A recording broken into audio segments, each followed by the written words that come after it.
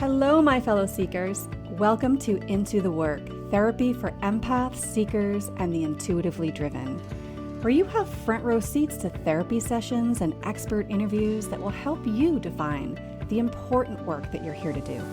So I guess you actually have something better than front row seats. You practically have a seat on my couch. That's right, you will have unrestricted access to actual sessions with real people, exploring real life issues. You will continue to be inspired by powerful conversations with experts and healers that might just share exactly what it is that you need to hear to get unstuck. I am Michelle Poverman. I am a recovering people pleaser and former anxiety-driven empath, turned now mostly grounded psychotherapist and intuitive coach. I have been helping people for almost 20 years manage their limiting beliefs and anxiety to finally stop the self-sabotage and step into their gifts. I created this podcast, Into the Work, to give you a place to learn more about yourself and give you actionable strategies to finally move those roadblocks holding you back so you can go for what you want. Above all else, my hope is that this podcast is a catalyst for your awakening. If you're listening, you've already taken a step towards getting off of autopilot, and our next steps together will be taken episode by episode, waking you up to the possibilities, the new ways of thinking and being, so that you can stretch into that next level of your story. The spark has already been lit, and my friend, this is a journey from spark to brilliance. So together, let's light a fire.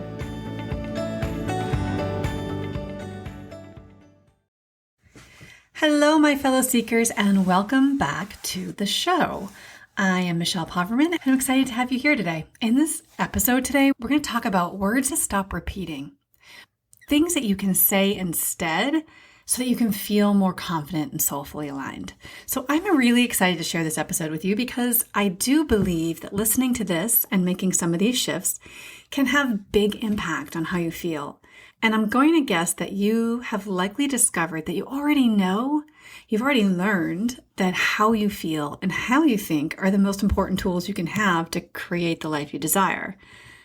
Now, you might argue that, Michelle, I'm limited to my talents and smarts to be successful. I can't just want something that I'm not good at and expect to just get it. I totally get that. But I'm here to tell you that if you want it, if there's something you really want, then it is possible for you. You may not believe that it's true, but you do possess the gifts to do or have the thing. Because if you desire it, then it is for you. We are wired to truly desire things that are in the realm of possibility. Because some part of your energy is attached to this thing, and the vibration matches, so the idea of it feels really good. Therefore, it's a possibility. You wouldn't want something that doesn't resonate with your unique energy, right? You also just may not believe it to be true. Your belief system doesn't support it. It doesn't mean it's impossible just because life thus far has not brought it to your doorstep. Your past, and I'm sharing some of these nuggets with you as we get started for a reason, because some of this belief is important for you to understand, and I just want to keep drilling it into you because it's my purpose here. So I want you to keep in mind that your past, where you've been, does not define your future and where you are going, okay? That is something for all of us to wrap our energy around, or embody, to really hold that energy, that while your past definitely shaped who you are right now, it does not play a role in who you become next. That's defined by you and the choices you make and the actions you take, by the lessons you've learned. So we are going to cover a few of these new actions that you can start taking to be more soulfully aligned and the highest version of yourself as possible. All right, let's get on the same page about your words. I heard once that the words we speak are like spells we cast in our lives, and you are holding the wand to harm or to heal. Words are thoughts expressed out loud and have a different effect on how you will feel emotionally about life and how you're going to perceive your life and what you'll create in your life. It's so powerful. On average, humans have 60 to 80,000 thoughts a day. And 80% of those thoughts have been reported to be negative. So imagine walking around and having 80% of your thoughts potentially being negative. So it could be really easy to be on autopilot, spewing a story of victimhood or powerlessness or limitations. And of course, it's kind of irresponsible, right? We are not honoring ourselves or our soulfully aligned dreams here, when we just go unchecked. I also want to be super duper clear here. There is no perfectionism. There just is not. This is not about that. You are going to say these things. I'm going to tell you these things that I want you to pay attention to so you can stop saying them or say them, significantly less. But they're habits. They're hard habits to break. You are going to say them. And I'm just suggesting you do your best to show up. And that's it. That's a game changer, you guys. Showing up and paying attention and being present for this stuff I'm about to talk about, that's game changing. It's enough. It's okay when you say or do something that isn't aligned with your goals you have for yourself. I'm going to tell you these statements, and you're going to make a goal to stop saying them. And of course you're going to say them, right? Just because you say, I'm not going to say these things anymore, it's actually maybe gets worse because then you do start paying attention. And sometimes you'll say them without even noticing, but that's okay. You have to show up and build the muscles of awareness and build new habits. And it's really the same as going to the gym, right? So the best thing you can say is, oops, made a mistake. I want you, when these words and these things that we talk about today start coming back up, I just want you to have that attitude. Whoops, didn't mean to do that. Delete, reframe. Do not under any circumstances, and I mean this, do not under any circumstances beat yourself up because you say these things so much. All of us say these things too much. All of us. I mean, think about that. 60 to 80,000 thoughts a day and 80% of them might be negative. Come on. We have to change this, right? This is really important for our well-being, but it's also something that's going to take time. Okay, so what words I suggest you stop repeating and what to say instead to create more confidence and abundance in your life. I am going to begin with one of the most overused phrases that is also a silent killer for your vibration. And your energy gets a strong zap with this statement. That's my belief. In fact, I want you to consider that all of these statements are energy leaks, every one of them. And energy leaks always lead to feeling dissatisfied, lethargy, resentment, burnout, aka you living a lesser version of your higher self. So we need to start showing up and putting a stop to it. And that's all we're talking about today is showing up more, having the power to make a choice in it and do something different. That's it. That is the key to massive change. So have you guessed it yet? What I'm going to say? I'm going to get a drum roll, please. The first statement is, I have to. None of these are going to be brain blows, oh my gosh, I never heard of that before. These are things you say all the time. You've heard before. I'm going to say it again. I have to immediately shuts down your personal power connection. It awakens inner victim to come out and play. And we all know she likes to keep playing once she's invited out, right? So I have to is also a way we express our difficulty and struggle with setting a boundary. It can feel easier to say I have to than it is to say, oh, I don't want to and I'm going to set a boundary. Last, I have to is a statement that may be signaling a compulsion to fix a situation as a way to cope with your anxiety. And this actually happens a lot. I tell people, and you might have heard me talk about it on the show before, when, especially empathic types that can have some people pleasing, that when you say, oh, I have to help because no one else is going to, or I have to, when you say those I have to's, like no one else in the world is going to do it and you have to, I want you to recognize that that is the red flag, just little flag waving in the air there for you to know that you have a compulsion to fix. And while in your heart you want it to be about the other person and being a good person and about that other person, caring about them and wanting to help them, the reality is it truly is about your anxiety. That it makes you very uncomfortable to say no. It makes you uncomfortable for them to have a need that's not met.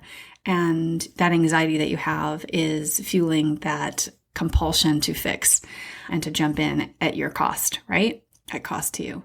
So in any case, I have to is a power leak, and it is one of the hardest habits to break. I mean, I say it. I go through waves of remembering. Oh my gosh, I've been saying. I want to stop saying that. I forgot that I don't want to say that anymore. That I want to get that out of my vocabulary. And it's different when you say something like, you choose your battles, right? I have to go to the grocery store. Might not require the same level of intervention as, I have to go out to dinner with these people and I don't even like them and I have to keep them off my back, so I got to go. Those are very different. While they're both energy leaks, one is a bigger energy leak than the other, right? Both are energy leaks, but one requires, is a greater power leak than the other. And words to use instead. So I want to make sure that you have some ideas of what to say instead. So instead of saying, I have to, I want you to put in, I want to, or I choose to. You can also say, I get to.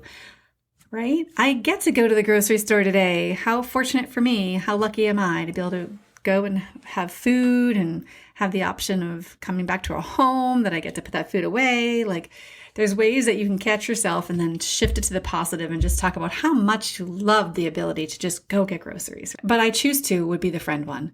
And if you didn't really want to go out with these people and you don't really want them in your life, but you're going anyways, then stand in your power and tell yourself that I choose to. I'm making a choice. These, I have reasoning, and this is my choice that I'm making. It's not that I have to.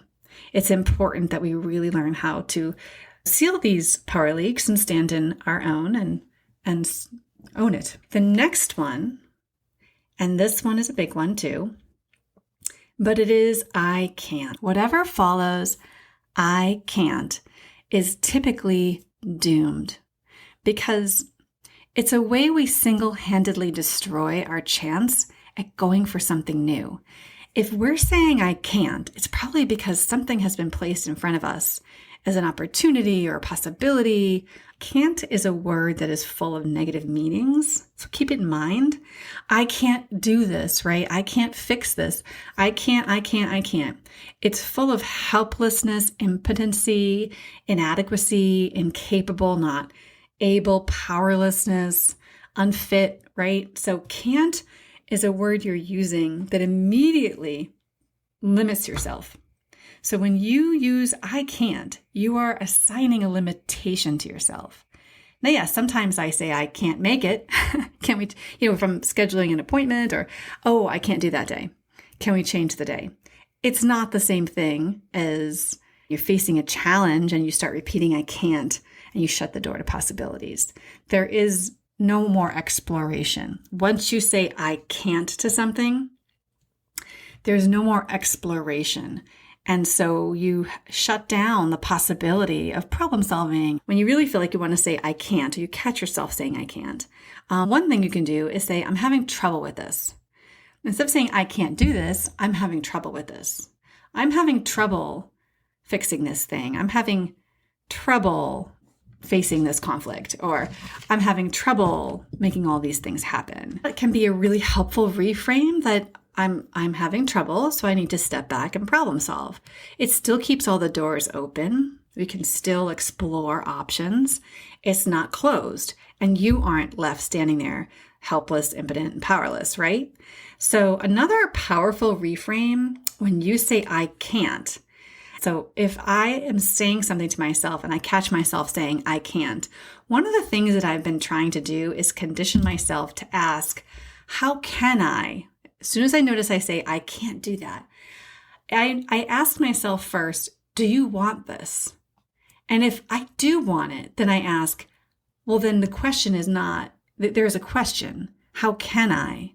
For example, I can't afford this, but it's something I really want. Okay, so I need to start asking myself, well, how can I afford this? What can I do? What things do I have to do? Are there things I can move, money I can move, something I can sell? Is there something I can do? And a lot of times there's a lot of opportunities for you to make things happen that even financially that you didn't think you could do. You might have that initial I can't, but the question can be, how can I? Otherwise, instead of I can't afford it and asking yourself, well, how can I, as a reframe, there's a second reframe that I love. And I've really been saying this a lot and it feels so good.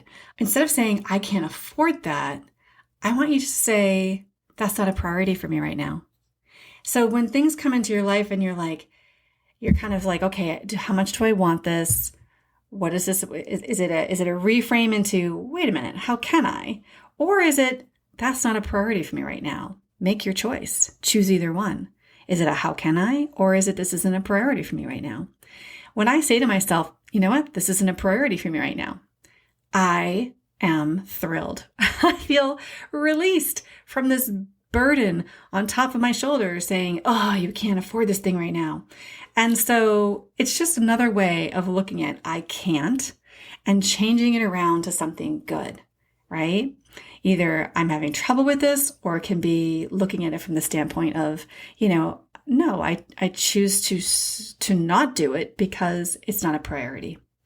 In both of these instances, you have moved back into a place of power and choice. All right, statement number 3 that I wanted to include in here, I feel is a really big one for a lot of us. Some of you may not feel quite as much, but in my experience as a therapist, I have seen this so often and it's such a big one for me. I don't know if I'm just attracting like-minded, but it can be a really big one. And the statement is, I'm so overwhelmed. I'm so overwhelmed. I'm so stressed. I'm so overwhelmed. This is so overwhelming. Things are so overwhelming. Those statements are not helpful. They don't in any way serve you. When you say I'm so overwhelmed, again, you're getting into a place of victimhood. We need to call back your power. We need to bring back all that energy and start to stand in your choices, start to stand in what is. And it can be hard if you've grown up as a kid, even being stressed and overwhelmed as part of your story. Right? So I was one of those kids. I grew up really overwhelmed all the time and stressed. In fact, when I was thinking about talking to you about this today, I actually thought of something I haven't thought about in a really long time. And that was my senior show in high school. We created this really funny skit about a future class reunion. It was the last skit of the evening of the show. Basically, it was jumping into the future where our class president became the janitor, and a bunch of us projected funny outcomes to our lives 20 years later. I laugh now because I realized that mine was basically the only one that was based on my current reality at the time. So mine really was just a reflection of me then and projected into my future. And everybody else had these funny things. Anyways, my part at the end of the skit was they showed the entire reunion and all these people came out, were all these different characters for themselves 20 years later. And then the party ended and the lights came down. And the only thing there was the janitor and me. I came running on stage in a suit with papers flying everywhere, overwhelmed, scattered, and late. And I looked around. I said, oh no, it's over. And, I didn't have my shit together to get there on time. It was just me and the janitor. And I got a laugh because sadly, that's how I felt a lot of the time as a kid. I was scattered and overwhelmed and stressed. So many of us have internalized this showing of stress and overwhelm, right? Not just an internal experience, but an external experience by saying that out loud, telling everybody, I'm so overwhelmed, I'm so stressed. On one part, as a badge of honor, right? That truthfully, for me, I was easily overwhelmed, yes, and it was coupled with a belief that being stressed and overwhelmed meant that I was worthy and enough. So I had to detach not only from my habit of being overwhelmed and stressed, but also just some really deep chords that if I was seen calm, I wasn't doing enough. I wasn't being enough, right? I wasn't worthy enough. And so I really had to undo some of that. So that's the work. But what to do instead? Now, Marie Forleo said this a couple of years ago, and I loved it, and I've been saying it ever since, so I do have to give her some credit. I don't do overwhelmed was her statement. She started making that statement to herself. She started saying it every time she felt a pitter-patter of overwhelm creeping up, and she said, no, I don't do overwhelm. I don't need to be stressed to succeed was what I had been saying to myself for a while. I don't need to be stressed in order to get it all done. I can accomplish all of it and be calm at the same time. And literally that was magical for me. I literally had to hear those words. I don't need to be stressed. I am enough, calm and focused. I am enough. I'm doing enough, even if I take a break. And people don't need to see me stressed out in order to know my value. And then again, of course, I want you to remember, I'm going to keep plugging this, it's just a mistake. It's an old habit. So when you notice that you say, oh my God, I'm so overwhelmed, and then you catch yourself, I want you to go, whoopsies, just a mistake. Reframe. A lot of times I tell my clients, just say delete. You detract it, like you delete it, delete. And then, reframe. I don't need to be stressed in order to succeed. Or, hey, I love this one. I don't do overwhelmed. I just don't do overwhelmed. And then move on. Now, this last one that I want to mention is a very obvious one. You guys have heard it before. But we need to remember over and over again. So here you go. I should really needs to be looked at. I should is a statement you are using as a means to manipulate yourself into doing something through guilt. There, I said it. I want you to pay attention and notice that you're doing that. When you say I should, you are using it as a means to manipulate yourself into doing something through guilt. Whether it's right or wrong for your need for you needs to be decided upon only on you, for you, right? Not other people. No one else can tell you what's right or wrong for you. A lot of times these I should statements come with these ties into external people or factors that may be judging you or evaluating you. I should usually is a manipulation to try to get you to do something through guilt. So it's an emotional tactic, right, that keeps you out of your power over something you have not yet decided is good for you. You have to decide whether it's good for you, and then you have to make a choice and say, I choose to, right? You've probably heard the funny joke, stop shooting all over yourself.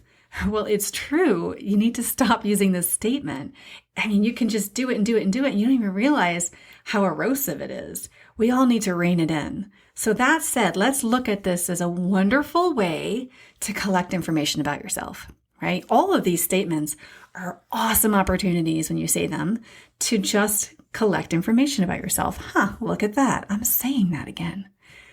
When you were saying should, you were given like a gift to look deeper at what you might be avoiding or thus far unwilling to claim your power, right?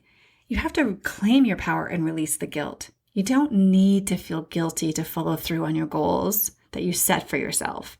That's just a mistake. Oops, again, right? You don't need to feel guilty to follow through on the goals and to manipulate yourself by saying, oh, I should do that. Or, I should have, or I should. That's just you being in another powerless state, but also underhandedly trying to manipulate yourself into feeling guilty or bad in order to do a thing, right?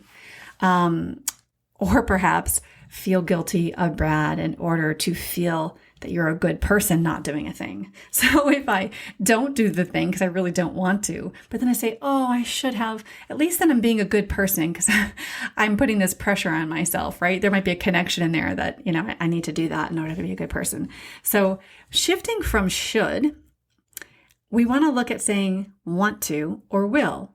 Instead of saying I should do that, you'll say I want to do that, or I will do that, because it empowers you to take action based on your desires and commitments rather than a place of guilt of external expectations, which we people pleasers really tend to use this guilt and our desire to make others happy to do all sorts of things we may not even really want to. So in this case, should be turned into I choose not to. So sometimes we don't really want to do something, and instead of saying I should, you might need to evaluate, do I want to? Yes or no? And if it's a no, then it's instead I'm not willing, I don't want to, I'm not going to. So let me just give you an example. And so let's say, okay, instead of I should really feed that person's cat, they've asked me for the 50th time, and I really should say yes and feed that person's cat. You know, that person who I feel like is taking advantage of me, but I should say yes. So I'm going to say yes. I should say yes. So those shoulds, instead, you should say, this doesn't feel good. I need to set a limit. The action would be, unfortunately, I won't be feeding the cat this time. So it's just a way for you, if you hear a should, it's a signal to evaluate how you feel about what the thing is that you're saying should about. Does it feel good? Does it not feel good? What is it that is blocking you from feeling free to own it, to want it? You know, to just say, I will do this, not I should, I will, because I've committed to it and I choose to, right? I know I'm drilling in like the same facts, but it's so important for you to kind of hear this and let it resonate so that you can kind of get curious with yourself.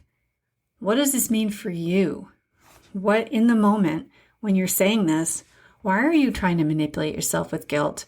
What is the underlying block here? What is the underlying conflict that's making it difficult for you to just say, I will do this?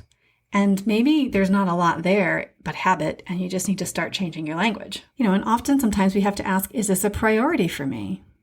Kind of going back to that. When you get into should, say, is this a priority for me? Is this important to me? Is this, you know, if I'm managing my time and my sacred, you know, needs and space, is this a priority? And if the answer is no, then maybe it's just time to build those muscles around setting boundaries.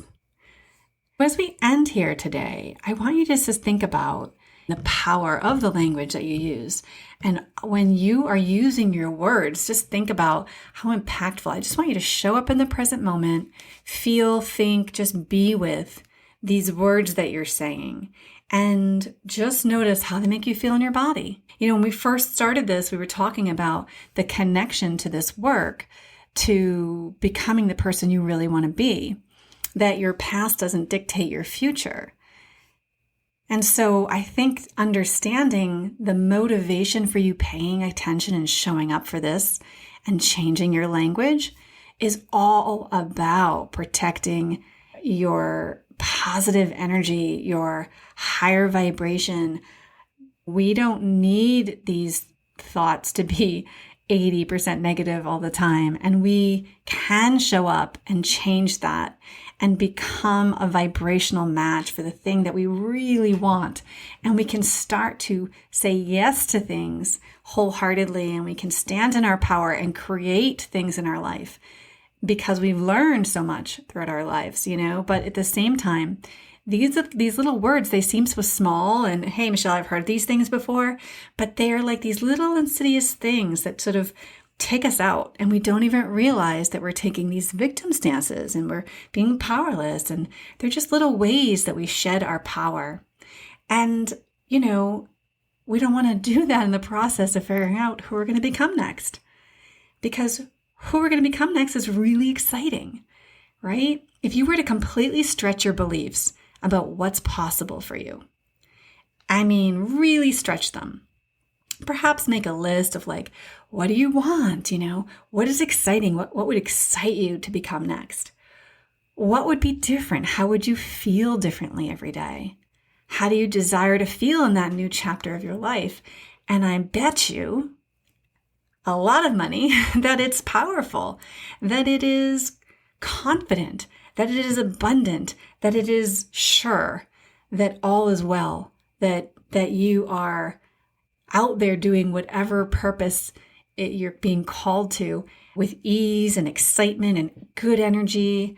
And these little leaks, these little energy leaks, they're kind of a really good place to start to just building that energy back up to get you where you're going. So thank you so much. I'm so thankful for you always. And I wish all the best for you this week. I hope you're well. And I'll look forward to talking with you next week. Take care.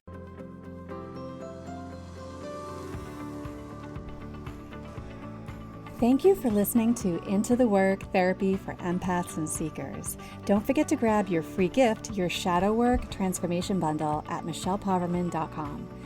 I've included everything you need to get started to break through the patterns of self-sabotage and finally start to heal the parts of yourself that are getting in the way of truly reaching your potential. From a powerful meditation designed to help you meet and embrace your shadow self, to the guide that's full of curated prompts and important questions to support you on this journey.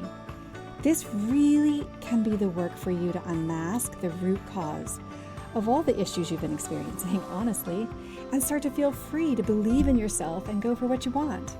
The link for this free bundle is in the show notes.